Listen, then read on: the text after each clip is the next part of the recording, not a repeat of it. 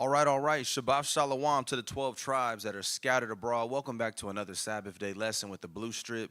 And I hope everybody's having a great evening so far. Man, so much to talk about. So much to talk about. It's a it's a beautiful thing to be in these last days to actually be able to read this Bible and see that all of the prophecy and all of the words that the Most High had told our forefathers of old, to see everything actually come into fruition, knowing that it's all for our betterment, for the so-called black, so-called Latino, so-called Native American. It's really a glorious time that we living in, y'all. We have to understand that it's not just about waking up to the truth, right? Because our people for centuries have always known who we are. This is one of the few times in history where the children of Israel had to relearn who we were. But it's not just about knowing that we're Israel, but it's about knowing that the God of this book that we call the Bible has prophesied things that is for our betterment. As the rest of the world is watching the Middle East, burn up in flames and all the controversy concerning war, everybody is scared, everybody's running. However, we're happy because we understand that according to the Bible, judgment has to come to this earth. Nations have to be judged, and there has to be wars that take place in order for the children of Israel to get back home. This is always what it's been about, the children of Israel getting back home. Because when we're not home, we're destroyed. Because we become, susceptible to what goes on in our environments, right? And when different environments shape different outcomes, we have to understand that as a people. So it's a glorious time we living in. We're going to talk a little bit about what's going on with Iran and Israel. And let's go ahead and jump to that. Shalom, everybody. Shalom. Go ahead, like, share, and subscribe, and let's get this out. Let's go to the book of Revelation, chapter 18. Let's show y'all something.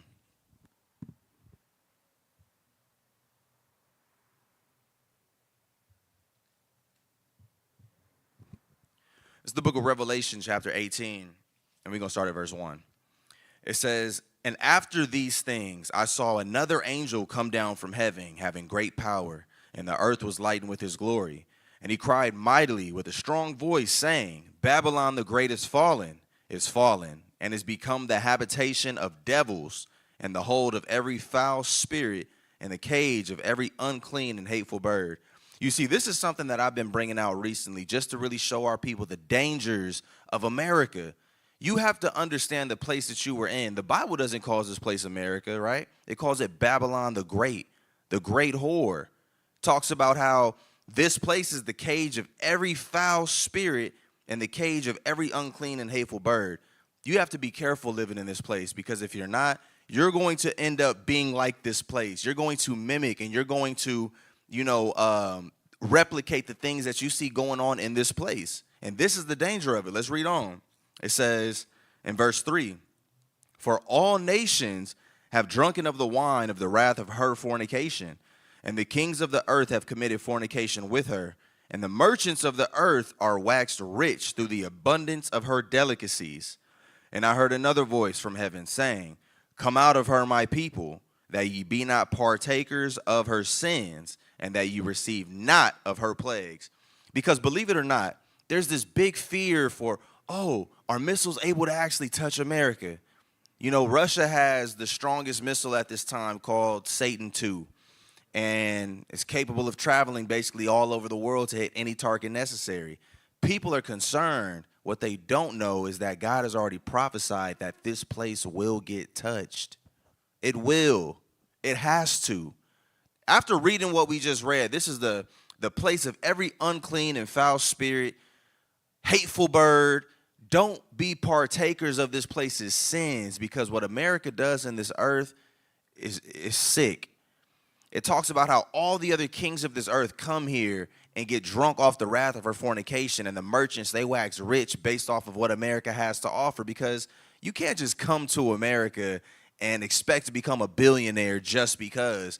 You have to get in bed with America. You have to be okay with the things that America is okay with. You have to be for the things that America is for. That's what happens. All these other countries, they come here, they get in league with America, they start making contracts and deals, and they get waxing rich, right? Well, the problem with that is you gotta sin. You got to do things that's the opposite way that God would have us to do things to be successful 9 times out of 10 here in America. All these billionaires and millionaires that you see, none of them are upright. None of them are holy. None of them are righteous, doing things that the Most High would approve of to get those riches and to get their wealth. The problem is our people want to be just like America. America teaches pride. America teaches no sense of accountability. America teaches to put yourself first and everybody of your nation last. That's how you make it here in America, being selfish and not helping people, looking to get over on people. The Bible says if you're not careful, you're going to take on this mentality. And that's why it's so dangerous for us as Israelites, because you start seeing more and more people following the way of America. When you have more and more brothers and sisters not willing to give their time to building their nation, but giving more time to building up their bank account and building up their investments, that's a problem. And that's why the Most High had to give us that warning saying, look, beware. Come out of this place. What does that mean? Because, look, Trump, he's on Twitter and X telling people in different countries, you guys need to evacuate immediately, and they're listening. Is this saying we need to evacuate and leave and run from America? No. That's not what it's talking about. But how invested are you in this place mentally, physically, spiritually? How invested are you into this place with those things? That's what you need to flee from. Those are the ways that you need to come out of this place if you are in those things. Come out of her in those ways. The mentality of America is set to destroy an Israelite, if you didn't know. It's set to destroy us. I'm going to read it again. It says, for all nations have drunk of the wine of the wrath of her fornication, and the kings of the earth have committed fornication with her. And the merchants of the earth are waxed rich through the abundance of her delicacies. And I heard another voice from heaven saying, come out of her, my people, that ye be not partakers of her sins, and that ye receive not of her plagues. The dangerous part about laying in bed with America is that if you don't wash yourself clean, you're going to be caught up with the plagues that are coming to judge this place. You have to know that, Israel. It's the utmost important that we teach the next generation of Israelites to get out of this place mentally, physically, spiritually. We have to detach from America and actually start doing what our forefathers have been doing for centuries, which is coming together and establishing communities of our own. We got scriptures that actually highlight it, so you don't have to worry about just making it seem like, oh, this is something Yashimai is saying. No, this is according to the scriptures. Shalom, and I'm going to show you. But getting back to the whole Israel and Iran situation, right? What are some of the concerns, and really what is it all about? Well, guess what? America is the powerhouse of this earth, and America has some close friends, Israel being one of them, right? And some other nations. But what America wants to do is basically maintain control. They want to be the superpower of this earth, not only with, finances and business, but definitely with military might. And if you look at what America spends on their military per year versus every other country on this earth, you would see that that's clearly what they have in mind. So there's always a situation where you see America invading and going into different countries where they're trying to neutralize any type of ability that country may have to produce nuclear weapons. Because guess what? That's how people play around today with war. I would appreciate that, yeah. That's how people play around today with war. It's not so much sending 100,000 troops to somebody's shoreline, but hey, what type of firepower and weaponry do you have? That's what is going to instantly end, a lot of countries and really turn the pages of history for a lot of countries.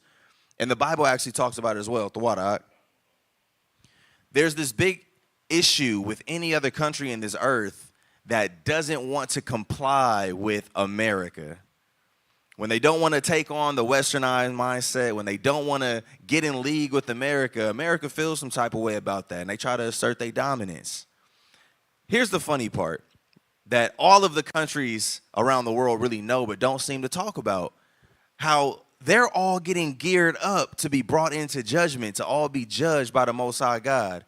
And that's the funny part, because the same countries that you see going to war now, at one point or another in history, they were allies.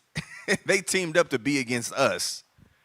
They're okay, right? Esau is okay working with the Arabs. Esau is okay working with the Hamites when it's, hey, how do we keep the children of Israel in slavery? I'm trying to trade. I got gold, I got wine. You give me your slaves and I'll give you this merchandise. When they want to move and act like that, they're fine. They could be friends. But now, since the children of Israel has successfully been put under somebody's thumb and have ceased to be a power in this earth, now they fighting over the remains, saying, hey, this is my territory. We agreed on this. I want that. That's really what you're seeing going on. But here's the problem. When we go to the book of Joel, chapter 2, this is what the Most High has in store for all of the rest of the nations. Joel. Actually, I'm going to get Joel chapter 3 and verse 1. It says, for behold, in those days and in that time when I shall bring again the captivity of Judah and Jerusalem. Because while they're sitting here discussing world powers and the threats of nuclear fallout because of war, no one's talking about why the world is in the space that it is to begin with. And that's because the children of Israel are not in power. The Bible says that when the Most High created us, we were supposed to be the governing authorities of this earth, and we were supposed to be ruling with the law of the Most High. That's not what's happening right now. So it's chaos. The Bible says that the Most High is in the process of bringing back the captivity of Judah and Jerusalem, meaning the northern and the southern kingdom of Israel, we're going to be together once again in our homeland, right? It says, I will also gather all nations and will bring them down into the valley of Jehoshaphat, and will plead with them there for my people and for my heritage Israel, whom they have scattered among the nations and parted my land. This is literally what we're witnessing right now when they're sitting there trying to expand the borders of Israel and fighting over a land that does not belong to them. This is in the Bible. So they don't want to acknowledge the fact that, hey, we're being basically primed. We're getting ready to be brought down to the valley of Jehoshaphat, because there's some decisions that have to be made on how the Most High is going to judge all these other nations for how they dealt with us. And it's so funny because when you look at these political debates and the different points that people argue, it never has anything to do with how those nations have treated so-called blacks, browns, and Native Americans. And they feel some type of way because we happy that they getting they just due. Bombs and missiles is dropping, and here we are. We rejoicing because, hey, the Most High is being for us and giving that vengeance that just due. That's just so insensitive. There's kids over there, and well, where was Iran when the children of Israel was doing 400 years of hard bondage? How many care packages and representatives did they send from their country to make sure that we was okay? They feel a type of way when we share how we feel. But all praise be to the Most High. It's going to get worse. You have to know this. It's going to get worse. Watch this. Let's go to the book of Matthew, chapter 24, because this is the big one. I see a lot of my fellow Israelites online, and they truly don't know how to feel about it. And that's mainly one of the main reasons why I did this lesson, because there's more instruction and more detail that's needed on how we should be moving as a people in the midst of all of this. It's still a free-for-all in Israel, right? You got people that's rejoicing, saying, hey, I've been telling you, I've been warning you, I'm not so crazy now, right? And you got some people that's talking like the end of the world is here. Like, after a few more bombs drop, the Most High coming back to save Israel. Let's see what the Bible has to say about this. The book of Matthew, chapter 24, and I'm going to start at verse 1. It says, and Yahushua went out and departed from the temple, and his disciples came to him for to show him the buildings of the temple. And Yahushua said unto them, see ye not all these things? Verily, I say unto you, there shall not be left here one stone upon another that shall not be thrown down. And as he sat upon the Mount of Olives, the disciples came unto him privately, saying, tell us, when shall these things be? And what shall be the sign of thy coming and the end of the world? Because Israel right now is like, man, I think this is it, y'all. I'm about to quit my job. You know, it should be any day. And you got some, they just all out scared, saying, man, I hope America's defenses are really what they say it is. And we have to understand, Yahweh Shai already prepped us and told us, said, look out for these things. This is how you're going to know when we really getting close to that time. Verse 5 or verse 4. It says, and Yahweh Shai answered and said unto them, take heed that no man deceive you, because that's first and foremost. It's unfortunate to see how many souls of my people have been deceived. You got people believing all different types of doctrines, and they have scriptures to back them up and defend, and they got teachers upon teachers and YouTube video after YouTube video to say, this is why I'm going to move like this, even though it's clearly against scripture. It's a sad thing to see. You got some Israelites that say, man, we don't even have to keep all the laws. You got others that say, no, we have to keep all of them. You got some that say, oh, well, the feast days, well, you know, those things are something we can only do while we're in Israel. We're in captivity. We can't, like, just on so many different fronts, we're divided as a nation. So many different fronts, right? Christ said before you sitting here wondering about when I'm coming back and the judgment of the heathens, are you deceived? And if so, you need to go back to the drawing board and find you some good brothers that you can read these scriptures with and get a better understanding of the word. Don't be deceived. That's first and foremost. It says, take heed that no man deceive you, for many shall come in my name, saying, I am Christ, and shall deceive many. Now, you got some people that'll say, oh, well, this is happening, and it's been happening, and that's true. But what exactly does it look like? Does that mean there's going to be someone here literally walking the earth saying, hey, y'all, I'm Jesus Christ. You need to follow me. I'm the real Son of God. It could be. But what does Christ represent? Christ is the doorway to the Father. Christ is supposed to be the light that gets us out of darkness. So what you don't have is a lot of people saying, hey, I'm Jesus Christ. But what you do have is a lot of people that will sit here and say, hey, the understanding that I have is good enough to get you to God. I represent the light that you should follow if you want to reach the Most High God. And the unfortunate part is a lot of people are being deceived because their walk really isn't that, and the relationship that they have with God really isn't that. And you can see it in the teachings. The problem is there's too many of us that aren't being spiritually mature, because the Bible says a good tree can't give off bad fruit. Neither could a corrupt tree give good fruit. So you have to get better at recognizing what type of trees you're dealing with. Because some people be like, man, well, I don't know. People saying this, and I see he's doing that. But we leave that but in the space for the, what is it, the potential in people. You can't always go off of potential. You got to go off what someone is giving you, right? Let's read on. It says, and ye shall hear of wars and rumors of wars. This is where Israel is going up right now. See, we've been telling y'all, Israel, they getting ready to strike. Anybody strike Israel, they dropping nukes. It's over with. The Bible says that there's going to be wars and there's going to be rumors of wars. It says, see to it that you are not troubled. All of these things must come to pass. Because you got some people that would try to have the Most High pull back from what he's already dished out, saying, Most High, kind of like what you see Christ doing. When he had his final hour of temptation, he went to God. He said, Lord, I know you've been prepping me my whole life for this, but if there's any way that this cup should pass from me, please. He said, there is no way that you can get out of this situation. You got to go through it. That's the same thing with us, Israel. Sometimes the only way out is through. We have to go through this. We can't avoid it. You got some people that's like, well, are we going to have to fight? Yes. Yes. Yes, we're going to have to physically fight sooner or later. But the most important fight is with your spirit. How are you doing in that war? The Bible says that for a long time, our people have been in the great war of ignorance. Are you still ignoring the truth? Are you still ignoring the things that you need to change within yourself to actually put you in good standing to fight the physical fight that's to come? These are the things that we have to talk about and the things that we have to focus on.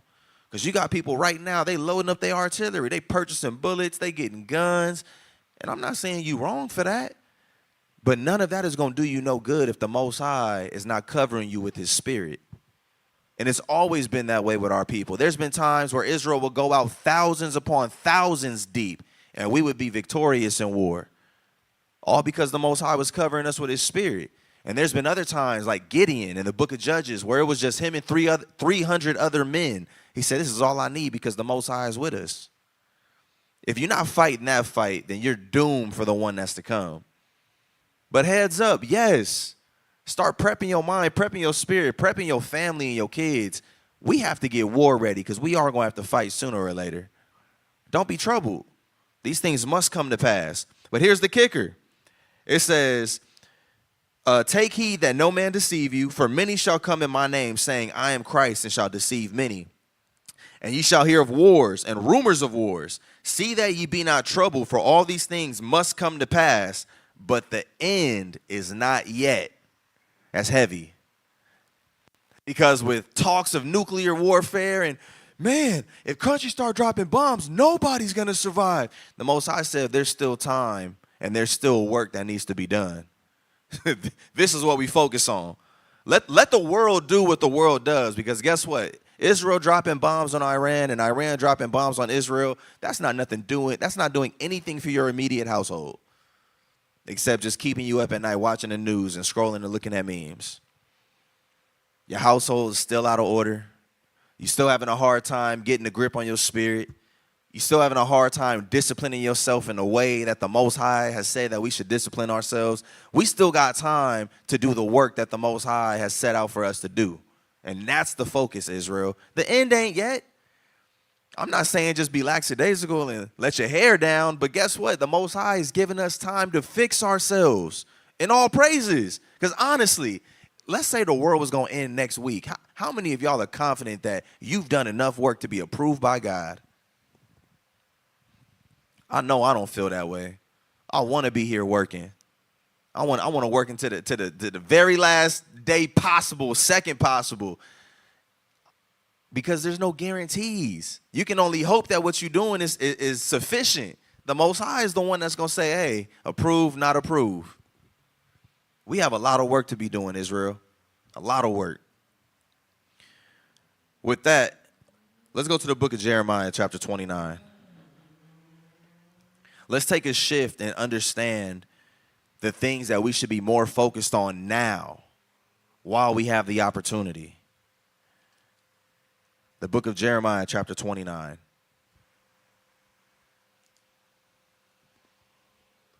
I'm going to read verse 4. Jeremiah chapter 29 and verse 4. Thus saith the Lord of hosts, the God of Israel, unto all that are carried away captives. And you know what I love about this Bible? Sometimes there was directions that was given at certain times that made sense for that time. But then there's certain fundamental things that the Bible teaches, and it's good to always be practiced. The Most High said, Israel, if y'all ever find yourselves in a state of captivity, these are some directions that you should follow, and these are some guidelines that you should be living your life by. Pay attention, Israel.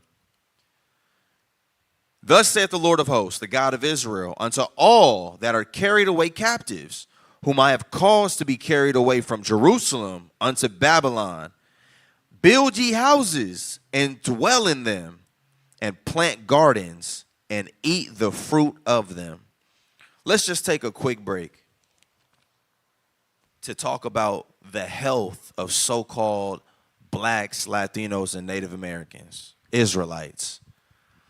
The foods that we consume in our communities are leading to so many health complications, not only with the adults, but with the youth. I'm sitting here thinking back to a time where I was a kid. It wasn't normal to see so many overweight and obese children like you see today.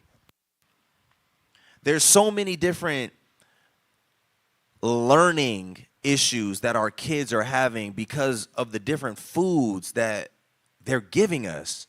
All of these different things that have been linked to cancer, that have been linked to learning disability in kids, things like Red 40, things like high fructose corn syrup. When you go through our neighborhoods, that's all you see down the shelves is foods that are filled with these toxins that are destroying our people.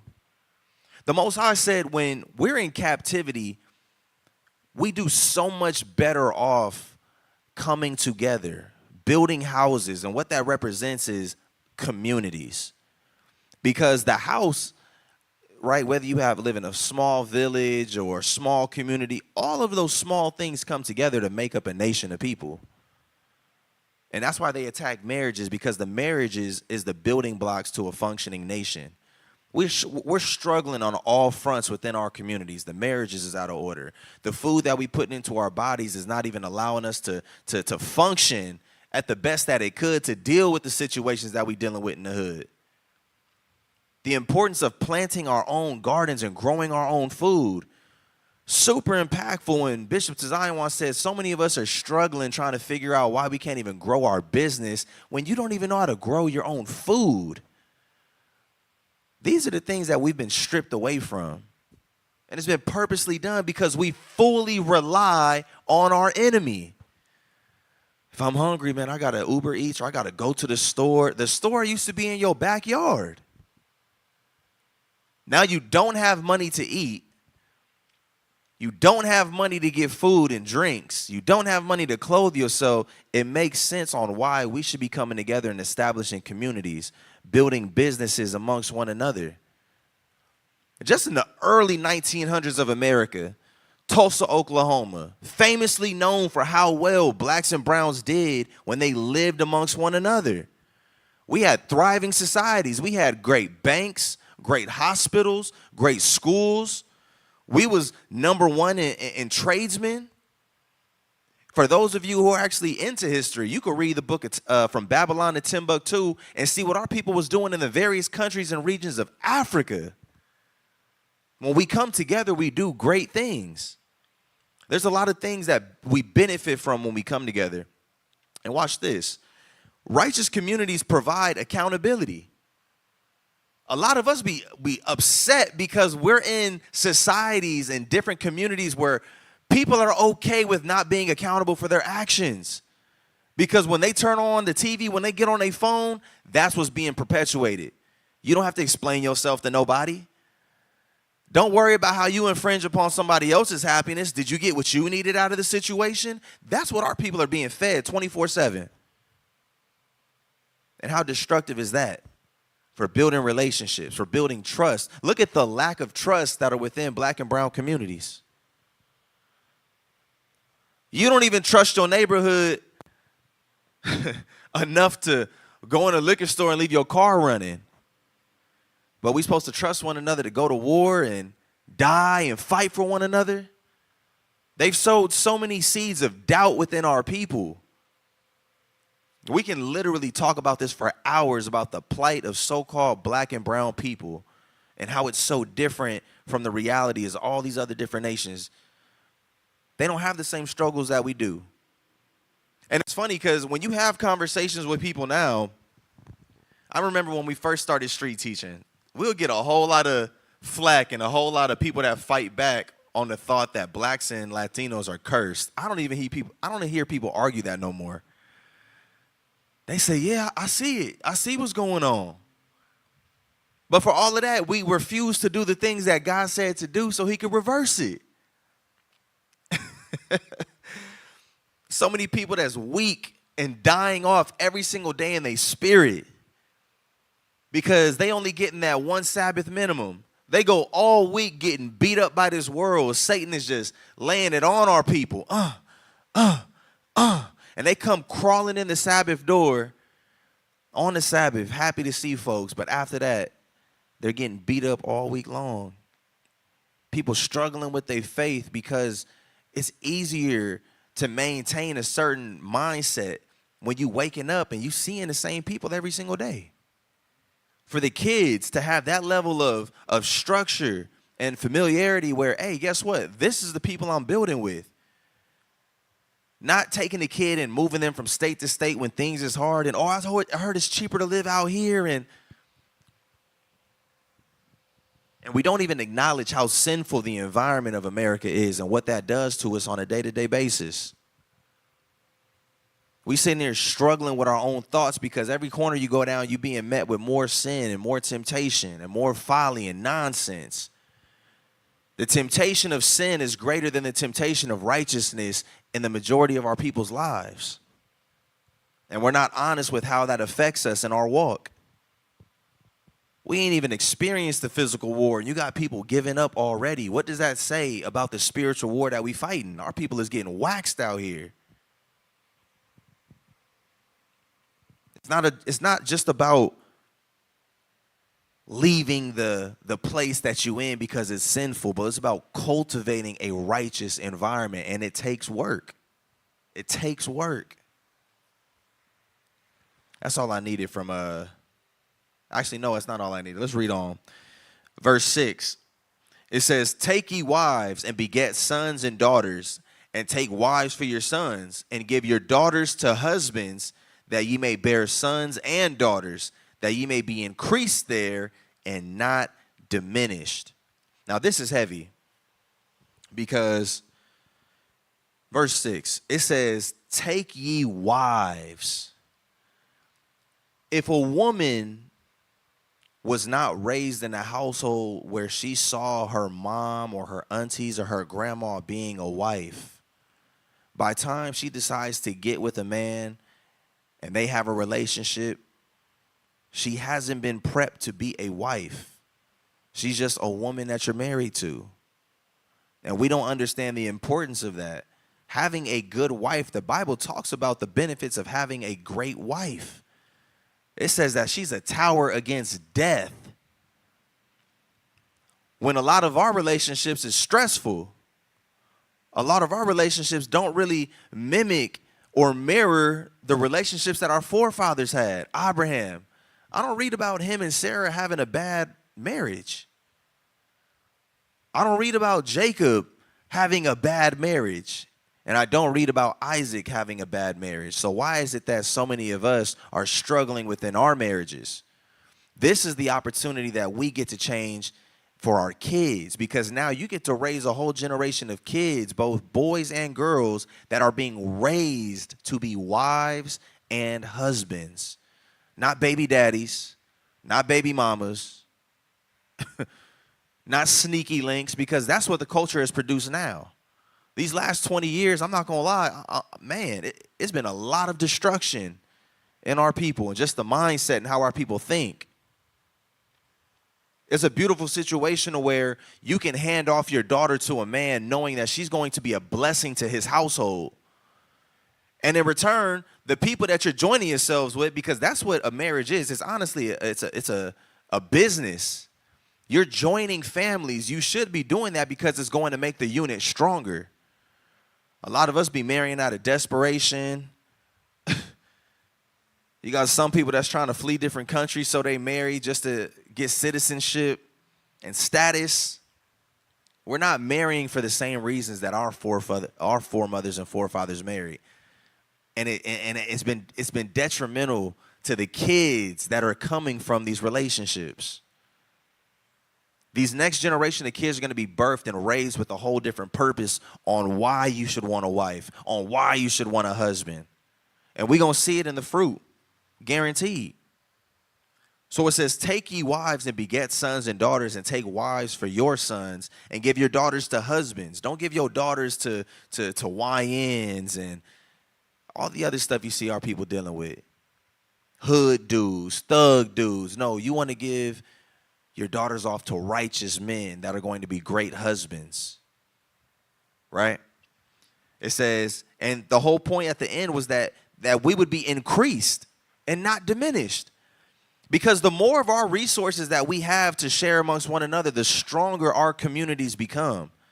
Have y'all ever looked into how many times a dollar is recycled in different communities? It talks about how many times a dollar is recycled in Jewish communities, meaning how many times they support one another, how many times their money is actually funding their own efforts. And then you get down to the black and brown communities, see how many times our money is recycled and moved to one another. We don't spend with one another. We spend our money with the heathens because they have the resources that we need to live. It's a better situation when you got the heathens and the other nations coming to you for your resources, because now you're in a position of power. They haven't taught us to value the correct things. They said, oh, getting a whole lot of money. Okay, cool. People value having a lot of money, but you get a lot of money and you don't purchase resources. Our people get a whole lot of money and will spend $250,000 on a watch, something that tells time. And this is fixed time, because you start asking people, when does a day begin? According to the Bible, you're not going to find 12 a.m. Our people get all of this money and spend $1 million on a car. When you look at the other nations, they get $1 million and they purchase thousands upon thousands of acres of land to build housing development that they're going to turn around and rent out to the world who needs it. And now they sitting here making $400,000, $500,000, $600,000 a year on money that's going to come back and make sure that their family is set. And that's just one avenue, because there's so many different things. A lot of blacks and Latinos, we just now started learning about stocks. There's so many other things that the other nations practice that keep them in power that they don't teach us to value, which is why we don't value it. Black people be living in the hood. I see it all the time. Living in the ghetto, but will be proud to be driving a Maserati. Barely getting sleep because you got the ghetto bird over your house all night. Drug dealers on the corners. You got kids you can't trust. They look shady. Single parent households, but you're doing good, so you're successful. That's the mentality of our people. And it's hurting us. It's hurting us. Let's go to the book of 2 Corinthians. And we're going to have to do a part 2 on this, because on part 2, I'm going to start posing some questions. I want this to be a conversation piece between those that are watching, those that are in the audience, because we have to get to an understanding and find some common ground as a people if we really want to make these advancements and progress for real, because other than that, we just talking and it sounds good. I'm so happy and so blessed to be a part of a congregation that has leaders that actually have vision, visionaries. It's a situation where we understand, hey, the Bible is telling us to do a little bit more than what we're at first comprehending. There's some more details that we need to pay attention to. Because think about it, your average Israelite organization is a step and a half above the Christian church. In the Christian church, you only met on Sundays. In your average Israelite church, you probably meeting a couple of times throughout the week, couple of times throughout the month. You keeping some holy days, but other than that, people are still scattered. They go back to doing whatever it is that they're doing. What efforts are we putting in place to really show some progress for community building and nation building? The Bible talks about the saving of a nation, not an organization. It's a difference. Let's go to the book of 2 Corinthians chapter 6, and I want to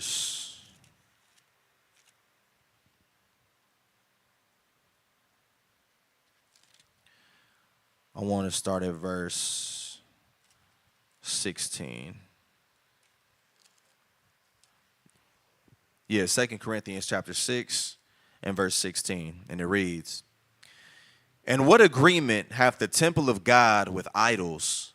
For ye are the temple of the living God. As God hath said, I will dwell in them and walk in them, and I will be their God, and they shall be my people." The Most High is taking a certain level of ownership of his creation. He hasn't created Israel and just left us off to our own devices to say, hey, you guys figured it out. He said, I've left a piece of my spirit inside you. There's something within Israel that's calling us to be a certain type of way. And what this world is doing, it's forcing us to fight back against that feeling. The deep feeling that you have inside is for you to do the thing that's going to cause us to be loved by God again. To do the things that would be beneficial for our communities. Coming back together, getting back home. But a lot of us is fighting against that because we love the luxuries and the status that we get from America and the access that America gives us to certain things. We love having access to certain flights because you're a certain card holder. Oh, I got this card, so I'm able to take these flights. I got these type of benefits. I know these people, so I got access to these clubs and these rooms. But why don't we care about the access that we used to have in the spirit with our Father? I could read about men that was able to call fire from heaven. What type of access? How much does that cost? How much is that worth? When you have a man that could split a whole sea to have his people walk upon dry ground to save themselves from oppression, how much is that worth? Right? Verse 17. Wherefore, come out from among them, and be ye separate, saith the Lord. Is that confusing for any of y'all? The Most High said, with everything that I have instilled within you and the instructions that I have left for you to complete, the only way you're going to be able to do it successfully is if you separate yourself. Israel, we have to come out of these places that we in. We have to. Come out from among them. That's why I titled it, Come Out of Her, My People. I know you love America. I know you love living in the hood. I know it's a certain something you get by saying, oh yeah, I pay this much a month for my mortgage. I know that makes you feel a type of way. But it's going to be so much better when we can come together and live amongst one another. When you can wake up and eat and drink and spend your time with people who you know value the same things that you value, that have the same level of care for your God that you have, that want to have the same outcomes in life as you. That's a beautiful thing.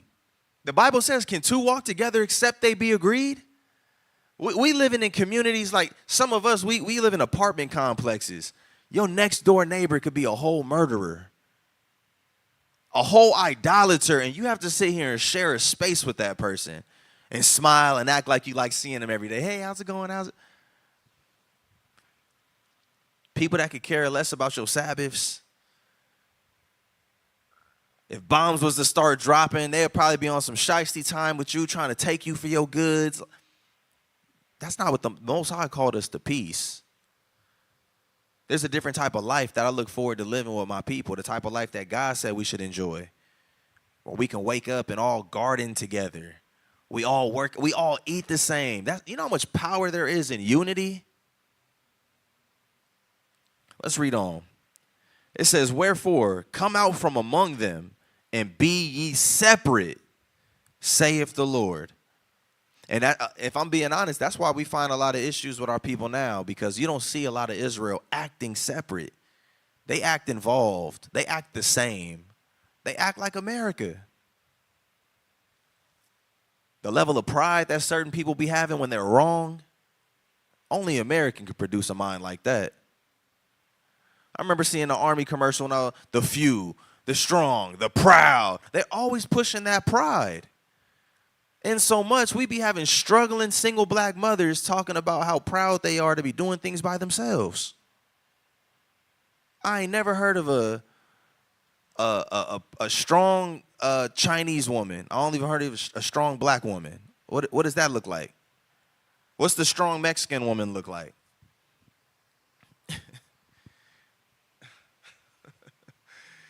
You ever heard of a strong Australian woman? And we buy into these terms and be feeling happy. Like we just got done celebrating bootleg Father's Day, right? As a nation, because we don't celebrate it, but they celebrate it. And you know how many pictures I've seen of mothers talking about Happy Father's Day to me because I'm the mama and the daddy. I'm holding this down.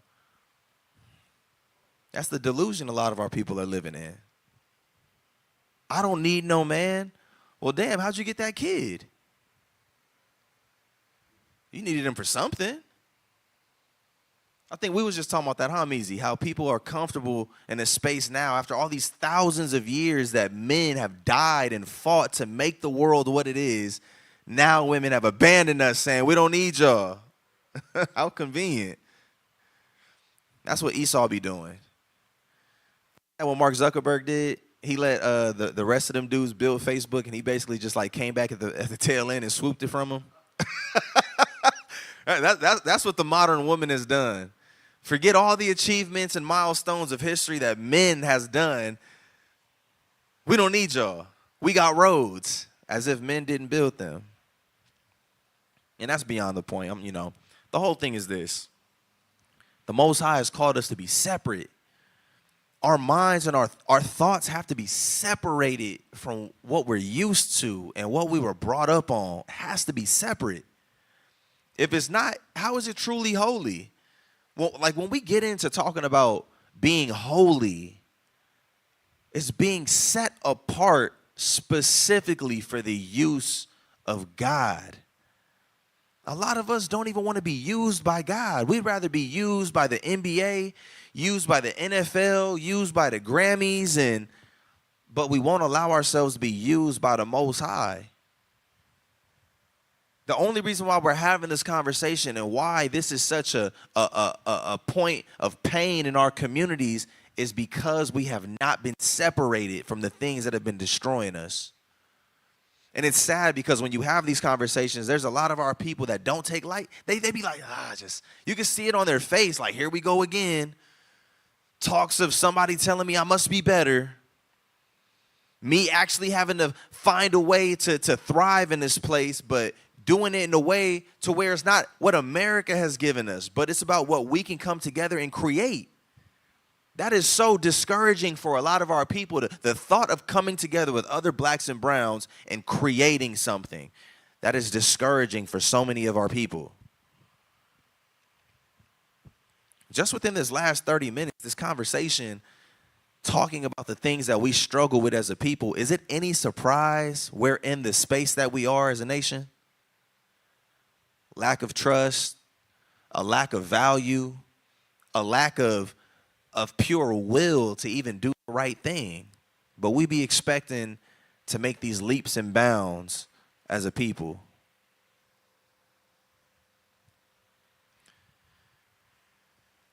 Let me finish that.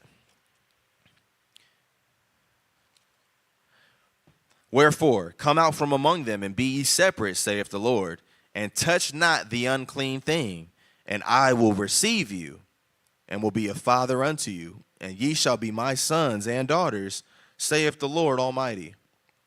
You see, it's a process of us cleaning ourselves up to really have the Most High deal with us as a father would with his kids. There's been a separation with our Father. The Most High has had to pull back from how he used to deal with, or even at times how he would like to deal with us, because of how unclean we are as a people. Physically, we take showers. Physically, Israelites look great. We look good. We don't even look like a people that's in slavery. You can see a lot of beautiful women, find a lot of beautiful men, a lot of beautiful children. We look great, but we're destroyed in our mind. And for that, the Most High, he doesn't come through for us like how he used to with our forefathers and our foremothers.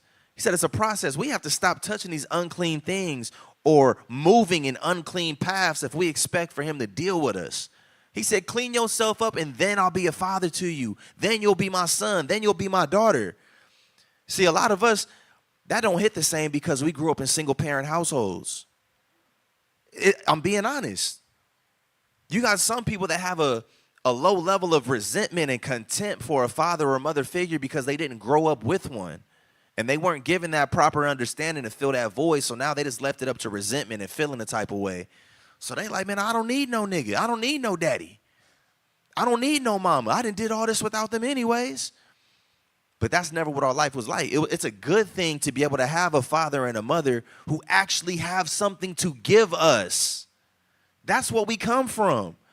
It was a common practice in Israel that when a father is getting ready to die, he would bless his sons and bless his family with an inheritance.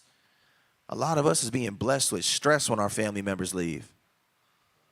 It'd be a bunch of nonsense. Brothers be dying. He be finding out like, oh, damn, daddy had kids over here. He was dealing with these women. And now, am I lying?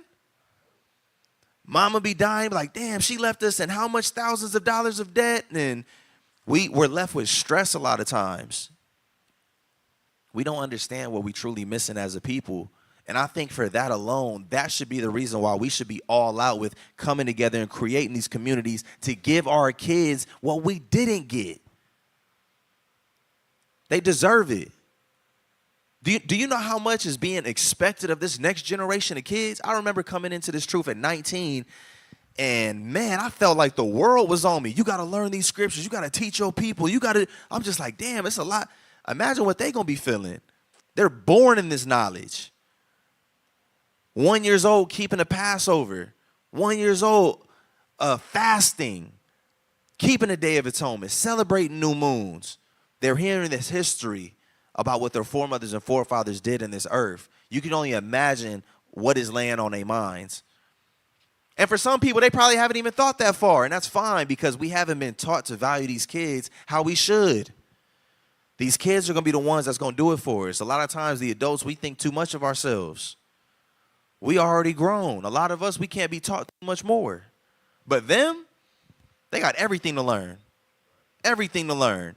And they're not going to be as jacked up as a lot of us are because we didn't do well in school. Some of us, we made the decision, I'm not learning nothing else. I don't want to learn this and I don't want to learn that. These kids, they're sponges. They want to learn everything. But now we get to give them what they want with a just balance and showing them how to value God and value the things that's going to cause our people to be saved. Let's go to the book of Isaiah, chapter 52.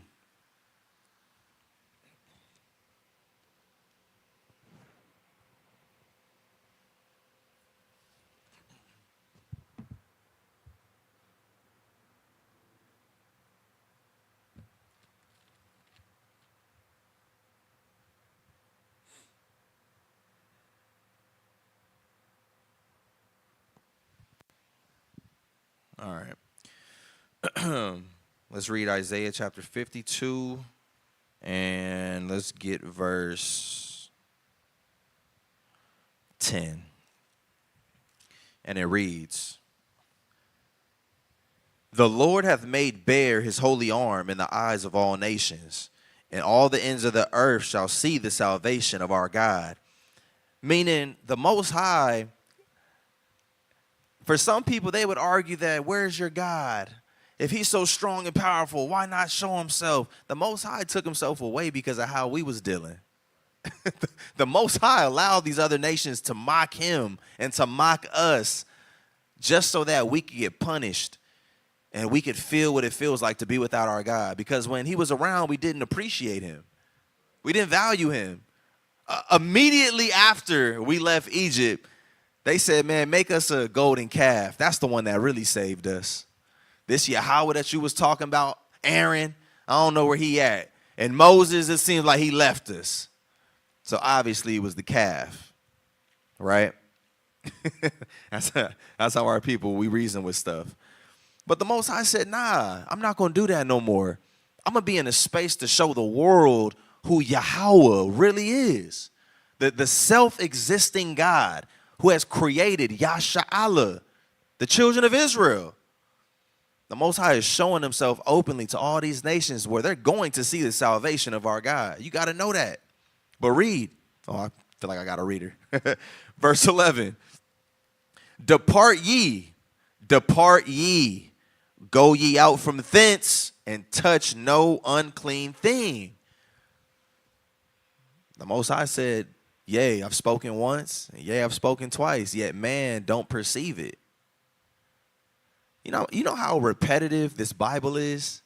It's very repetitious because we're a people who act like we need to hear and read the same thing over and over and over again. If I was telling you, hey, you need to get up out that room because it's filled with poisonous snakes and insects, you're going to hurry up and try to leave that room. But on the flip side, I'm saying, hey, you need to leave the mindset and mentality of America because it's poisonous and it's detrimental to your health. Matter of fact, you're going to die if you stay in that room. And we be looking around like, well, I don't see anything. Maybe you tripping. That's how we act. Whole time it's in the air. Depart ye, Go ye out from thence, and touch no unclean thing. Go ye out of the midst of her. Be ye clean that bear the vessels of the Lord. For ye shall not go out with haste, nor go by flight. For the Lord will go before you, and the God of Israel will be your rewarder. And that just gives more details to it, because it's not a situation where, hey, you hearing this message and I need you to pack up all your stuff today and flee. This isn't the flee doctrine, where you need to physically remove yourself from America and go to another nation's land. That's not what I'm telling y'all to do. And that's not what the Most High is telling you to do. When the Most High told you to touch no unclean thing, that in itself is a can of worms. Because guess what? Look at all the unclean spirits our people entertain. That's why I opened up with Revelations 18. This place is the cage and the holding place of every foul spirit and unclean and hateful bird. Why a bird? Because y'all be seeing how fast a bird could swoop in. A lot of times our people just be chilling, and before you know it, just whoosh, they get hit with something. Next day, you acting different. Like, man, what's came over you? Something that swooped by and got you off guard. Unclean things, things that are contrary to being holy, things that are contrary. We're supposed to be a clean people. There's laws about cleanliness saying, hey, as a man, if you having sexual relations with your woman, it says afterwards you need to wash your behind. That's in the Bible. How much more care should we be having for our spirit if we have care for our flesh? The things that we choose to entertain, we have to start being more mature to say, you know what? I shouldn't be entertaining this. Though I may be strong enough mentally and spiritually, why would I want to burden myself with the ability to even be tainted? I got this all white garment on. Why do I want to be around a bunch of people that's eating chili beans and chocolate and things that's just messy? That's more of the thought that we need to have. Let me get back there. It says, verse 12, the water. For ye shall not go out with haste. Meaning, hey, Yashimai telling you this ain't pack your bags, not we got to go before the Sabbath start. No, relax. Woosah and enjoy your Sabbath. Rest your mind and rest your spirit so you can game plan and figure out the moves that you need to make with your people. This ain't no solitary act that I'm talking about. We're moving as a nation of people. It wasn't just one person that went into slavery. All of Israel went into slavery. Right? Nor by flight. Don't be trying to purchase no plane ticket to go as far as you can from Esau, because guess what? This whole world is governed by our oppressors. One way or another, you're going to come across a nation of people that hate you. And the cards are not in your favor because you don't own nothing. For the Lord will go before you, and the God of Israel will be your rewarder. The Most High is the one that's going to go before us. And the way that he's done that is by giving us this right here. Don't people call this the basic instructions before leaving earth? He's already given us the instructions on what we need to do to be rewarded. The Most High is a very simple man and a very loving and patient God. All we have to do is pick up this word and start doing accordingly, Israel. All right? So all praise be to the Most High. I'm going to stop the lesson there. We're going to come back next week for part 2. All praise be to the Most High, Israel. Thank y'all for y'all continued support. Stay strong in these last and trying times. Don't be giving up your faith. There's so much more for you to fight for than any other reason you may be faced with to quit and give up. So much more. And if you haven't found that reason, what I would recommend, especially if you're here in LA, come and visit the body so that you can come and break bread with somebody and meet some good people. Let me give you a reason and show you some people that are worth fighting for. Come and meet the youth. Come and see how you could be a part of raising your nation the real way. All right, Israel. Thank y'all for y'all support. Y'all stay tuned. We got more classes coming down the pipeline tonight. And enjoy y'all Sabbath. Shabbat Shalom. If it wasn't for the Most High who was on my side, man, ain't no telling where I'd be. Mr. Wilson would've known. Can't nobody tell me nothing different. The Father's been good to me. So good to me. Yeah. Wave your hands if you feel me. I'm a witness. Yahweh's been good to me. So good to me. Every morning that I rise, I thank Yahweh that I'm living. Keep my enemies at bay and never leave without my fringes. 1611 with me cause I'm on a mission. Talking sheep, I pay the cost, me and my lines really live it. I don't need no glory, you don't have to know my story. Glad I made it out